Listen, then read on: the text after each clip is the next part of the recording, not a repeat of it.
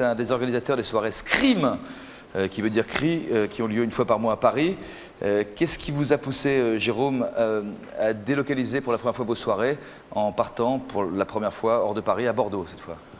C'est des copains que j'ai à Bordeaux. Ça faisait longtemps que j'avais cette demande et qu'ils voulaient vraiment recevoir une soirée comme la Scream. C'était un peu long à monter, mais c'était simplement eux. C'était une demande de gens de Bordeaux. Avec un track?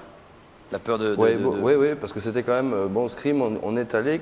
On l'a organisé comme une Scream à Paris. Donc on s'est retrouvé dans une salle, et d'ailleurs on le voit peut-être dans le reportage où j'arrive, je me dis mais c'est aussi grand qu'à Paris. Et c'était un petit peu angoissant. Une salle de combien de mètres carrés à peu près? C'est une salle, en mètres carrés, c'est une bonne question, mais ça doit faire 1500 mètres carrés. Ouais, c'est quand même un endroit qui accueille combien de personnes dans une soirée? En rotation, il y a 2500 personnes qui passent. Qui sont passées en tout cas. Oui. Nous avons suivi donc lors de ce déplacement professionnel avec votre équipe, donc c'est une vraie découverte, on vous voit partir un peu à l'aventure. David connaît les soirées Scream aussi, une nuit à Bordeaux, pas besoin d'hôtel en fait, hein? On en a un pour prendre une douche et poser le t-shirt de rechange. Oui, ce sera une douche et pas un hôtel, ce sera à peu près voilà, ça pareil, un peu moins confortable en tout voilà. cas. Vous reprenez le train, vous arrivez à Paris et là vous continuez à sortir, je ne sais pas comment vous faites. Monsieur nous apportera peut-être quelques éclairages plus tard. C'est un reportage de Cyril Chamalet et de Ève Langlard.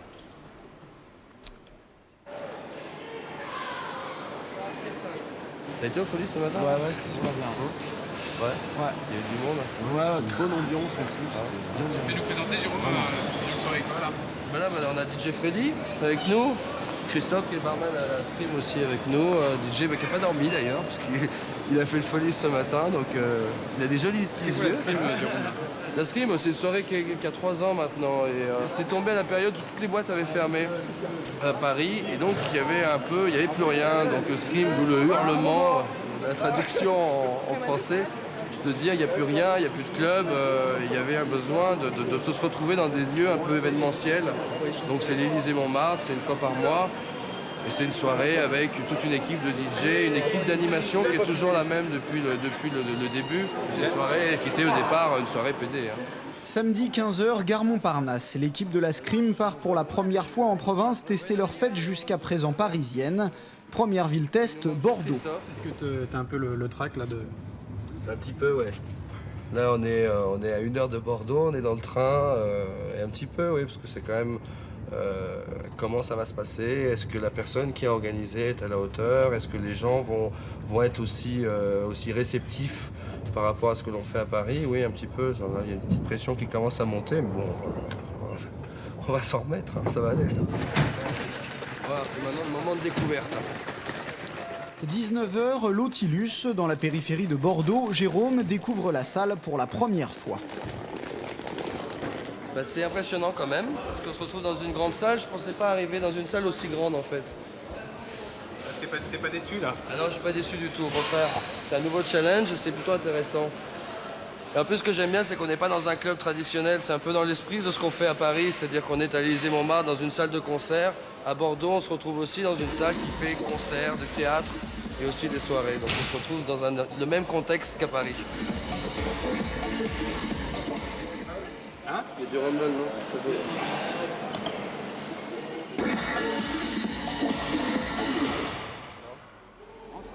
Ah si, non, il y a du rumble. Il y a du rumble là. Qu'est-ce qui se passe, Jérôme? Non, il y a juste un effet de rumble, mais c'est une histoire de réglage en fait. C'est une espèce de vibration quand il y a le son avec les graves, ça fait une espèce de vibration. En plus, comme c'est une structure métallique, c'est vachement accentué. Et donc ça fait vibrer la structure. Donc il faut essayer d'éviter de se retrouver avec le toit sur la tête, mais tout va bien. Là, t'arrives pour une soirée comme ça, t'arrives avec combien de disques? Je sais pas, j'ai un fly de une centaine de disques quoi. Au moins avoir le choix. Pour avoir le choix et on va voir comment ça se passe. Là, juste là. Il y a un peu de tout quoi. Il y a house, tech house, ça dépend de l'ambiance, ça dépend des gens, ce qu'ils attendent quoi. Donc on va voir au fur et à mesure de la soirée. Vas-y, arrive. Je vais mettre pas trop fort, Jérôme, pour qu'on puisse parler. Et la Scream, c'est non seulement de la musique avec des DJ stars, mais aussi un spectacle. Pour Bordeaux, l'équipe de la Scream a choisi le thème de la luxure. Tu me crains en plus ou moins. J'arrive. Donc là, elle Tu vois sera ce allumée qu'on ou peut pas? faire? Ouais, elle sera allumée.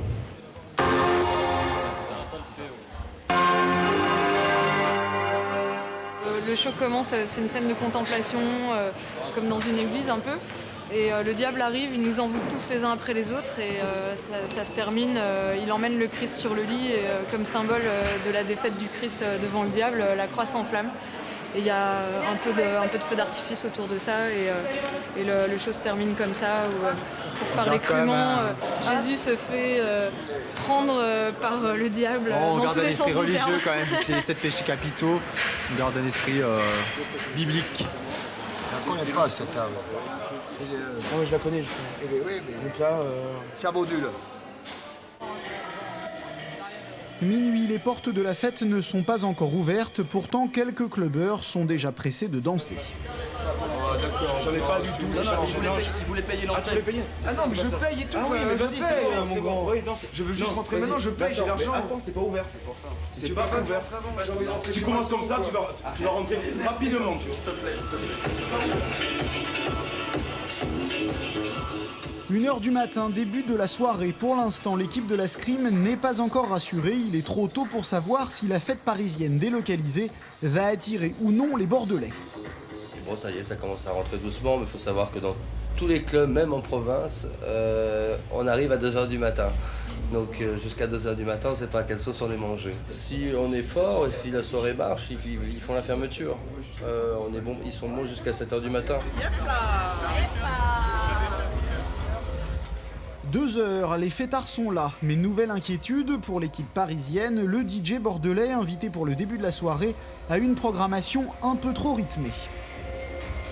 Quand tu commences trop fort, que les gens arrivent comme ça, donc tu arrives, tu sors d'un bar, tu as un moment de flottement dans la soirée où tu arrives, tu viens de rentrer, tu regardes ce qui se passe et donc il faut que la musique soit un peu accessible à tout public, il faut satisfaire tout le monde dès que tu arrives.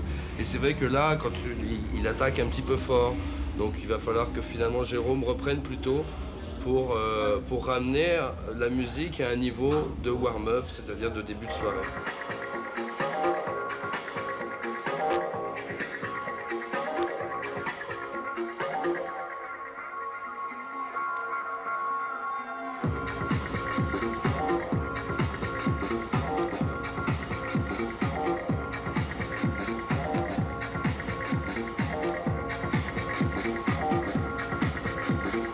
Comme c'est moi qui l'ai fait, c'est un peu artisanal, donc là, il va falloir que je me casse les ongles là-dessus pour le fermer.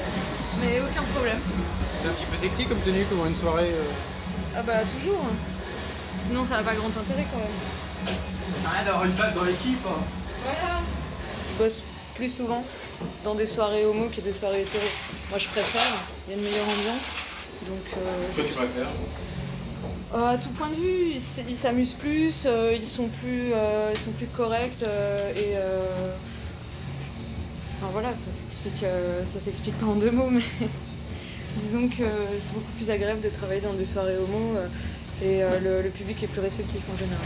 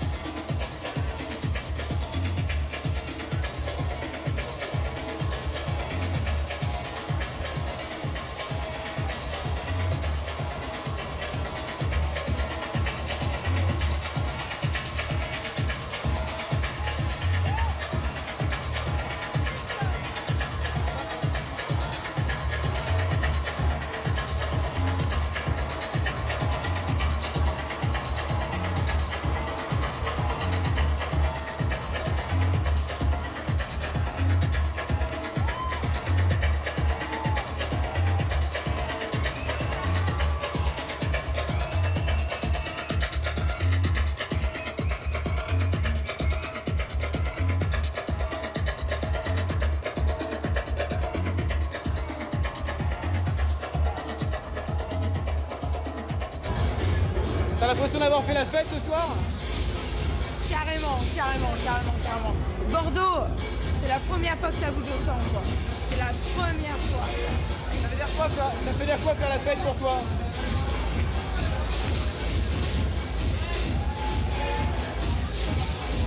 Là, je suis carrément influencée, mais grave.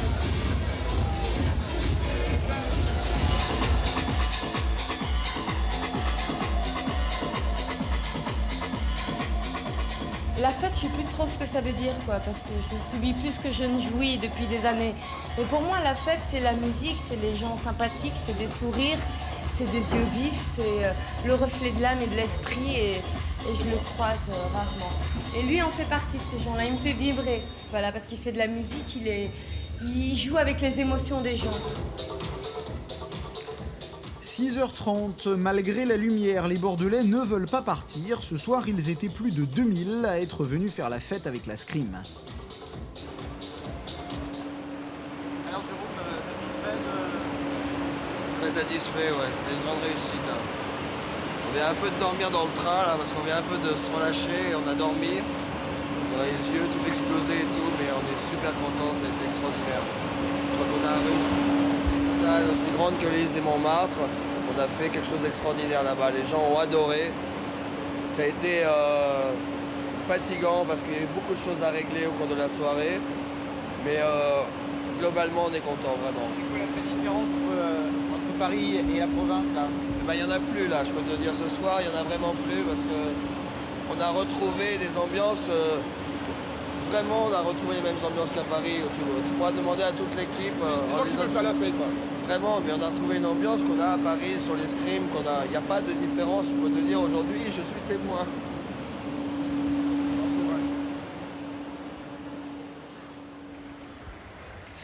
20h, place Saint-Michel à Paris. 19h après le début de la Scream, l'équipe n'est toujours pas couchée. Maintenant, ils vont se détendre dans une boîte de nuit. Une boîte particulière parce qu'ici, les clients ne se sont pas couchés depuis la veille.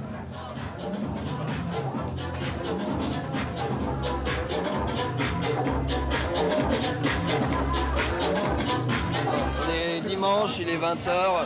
Et en fait, c'est un endroit où tout le staff qui travaille tout le week-end dans les bars, les restaurants et tout ça, ils se retrouvent. Et c'est un peu l'endroit où on vient tous décompresser. Il y a une piste de danse, il y a les DJ et c'est l'endroit de décompression de fin de week-end. Là, les gens sont restés combien de temps? Là, ils sont arrivés tous à 16h en fait, et, entre 16 et 17h. Et ils vont rester là jusqu'à 22h tranquillement, avant d'aller dîner. Et après, ils repartent pour la fête du dimanche soir. Maintenant, moi, je vais me poser, je vais retrouver mon équipe et à bientôt. Allez, soirée Scream. Organisé entre autres par Jérôme Rouilly. Ça, Jérôme? Ça va bien, ouais. T'es la route? Oui, ça Vous va. n'êtes pas choqué par la présence un peu d'alcool ce soir? Non, mais ça, justement, ça fait du bien, ça commence un peu. Vous êtes couché à quelle heure ce soir-là? Oh, pas très longtemps après quand même, faut avouer, on s'est dû se coucher à 22h.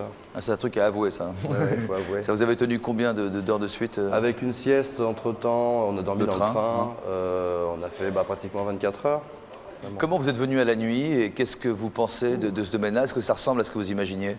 Oui, oui, complètement. Moi, je suis arrivé, j'étais un clubbeur parmi tant d'autres. J'ai eu la chance de rencontrer David, de rencontrer Ludo, avec qui je fais maintenant les soirées. Et je suis vraiment arrivé là, moi, vraiment complètement par hasard. Ça t'a inspiré quoi, Nicolas, cette soirée là qu'on vient de voir? Ouais, je trouvais ça pas mal, c'était marrant, il y avait une bonne ambiance, beaucoup de monde. C'était pas mal. Les animations visuelles et tout ça, ça t'a... Ouais, si, c'était intéressant, quoi. On voit pas souvent ça. C'était marrant à voir. Bon. Est-ce que les homos font mieux la fête que les hétéros? Non, les homos ne font pas mieux la fête que les hétéros, mais ils ont moins de soucis, certainement. Moins de contraintes. Moins de contraintes, voilà, qu'un couple marié avec 2 enfants. Qui a des enfants ici? Moi. Qui? Voilà. Moi, mon ami. Moi. D'accord, donc ça existe quand même. Michel dirige la boîte Le Pulp à large majorité lesbienne. Michel, le milieu lesbien est-il festif? Il l'est, mais de la même manière que le milieu gay? Non, c'est peut-être un petit peu moins extravagant. Déjà au niveau des looks en général, quoi, c'est un petit peu moins extraverti. Les filles sont pas toutes, ça a tendance à changer en ce moment. Mais de quelle manière ça change? On commence à avoir des looks un petit peu plus provocants. Voilà, c'est-à-dire qu'il y a quelques années, on avait quand même le stéréotype du costume 3 pièces. Enfin, moi, j'ai pas connu, mais il paraît que ça existait, du costume 3 pièces. Et de notre côté, des filles habillées en mec, quoi. En gros, entre guillemets, celle qui faisait l'homme, celle qui faisait la femme, quoi. Ouais. Donc, au niveau des looks, ça peut Donc, être choquant. Ça a quand même pas mal changé, parce que bon, effectivement, le son, la musique électronique, ça a touché les filles aussi. Donc, je crois que c'est ce qui fait que les choses ont beaucoup changé. Il y a des filles tatouées, il y a des filles avec des looks maintenant, qui ne sortent pas que dans le milieu homo, qui vont aussi dans des boîtes écouter certains DJ qui se déplacent pour la musique. À la fin de la soirée, sur quels critères vous dites-vous que la fête était moyenne ou que la fête était réussie? Il n'y a pas que le tir orchestre. Mon plaisir, en fait. Non, parce que le tir orchestre, ça compte, évidemment, ça fait tourner ce business, c'est clair. Mais il y a aussi une satisfaction, le fait de se sentir bien, le fait d'avoir discuté avec des gens, de les voir bien, de sentir des gens partir contents, rentrer chez eux, ravis, qu'ils se soient lâchés, tout en dansant, en papotant, enfin, qu'il y ait de la vie, quoi, qu'il se passe quelque chose. Je donne la parole à Maëla Van Velzen. Je vous donnerai la parole dans un instant, Michel. Où est-elle, cette jeune femme? Juste là, juste devant nous. Bonsoir, mademoiselle. Vous êtes une habituée de la nuit bordelaise. Vous avez aussi... Madame. Oui. Bon, je ne vous parle plus alors. Vous êtes une habituée de la nuit bordelaise. Vous avez aussi fait la fête à Paris et ailleurs. Ce genre de soirée comme celle qu'on vient de voir, la première soirée escrime à Bordeaux, c'est inédit? C'était une grande réussite, oui. Mais c'est nouveau? C'est tout nouveau. Quelles étaient les réactions des Bordelaises et des Bordelais? Ils ont été enchantés et on espère que ça va se reproduire même rapidement. C'était plein d'émotions, plein de sensations, plein de gaieté, de sourire, de folie, d'euphorie. Vous êtes aide-soignante en maison de retraite la journée. Qu'est-ce que vous racontez de vos nuits à vos pensionnaires? Ah, je leur en parle pas, non, je les écoute. Je suis sûr que ça les amuserait. Oui, sûrement, mais bon, je suis pas sûre qu'ils comprendraient tout déjà. La nuit en région est vraiment différente de la nuit à Paris? Assez. Quoique ça commence quand même à évoluer. Moi, je n'aurais pas imaginé il y a quelques années monter un projet aussi ambitieux, sur Bordeaux. Ambitieux, en taille, parce qu'on est quand même parti à toute une équipe. Donc c'est qu'il y a une réelle ouverture maintenant sur des choses aussi importantes. Vous nous avez dit, Michel, vouloir désormais vous nourrir de rencontres de jour. Oui, bien sûr. La nuit vous suffit plus? La nuit ne me suffit plus, non. Pourquoi? Non, parce que ça fait quand même 15 ans, 16 ans, enfin peut-être plus même, que je vis pas mal la nuit. Pas uniquement en club, je tiens à le préciser. C'est-à-dire pour moi, la nuit, c'est aussi des fêtes dans les rues, c'est des carnavals dans des villes à l'étranger, c'est des rencontres d'autres cultures, etc. Et c'est vrai qu'au bout d'un moment, on se rend compte qu'on finit par être coupé des gens du jour. On voit les gens du jour, mais uniquement quand ils sortent, donc on les voit quand ils ont envie de se lâcher, etc. Donc on partage des choses avec eux. Et ils sont pas on peut être à leur forcément, écoute et comme eux s'intéressent à ce qu'on fait aussi. Mais c'est vrai qu'au bout d'un moment, on finit quand même par être dans un ghetto qui est celui de la nuit. Donc après celui des filles, on arrive à l'ouvrir, c'est quand même celui de la nuit. Et bon, moi, le ghetto me gêne. Donc c'est vrai que j'ai un peu envie de diversifier mes activités. Vous avez quel âge, Michel, maintenant? Bientôt 36, peut-être je les ai dépassés, 36, 37.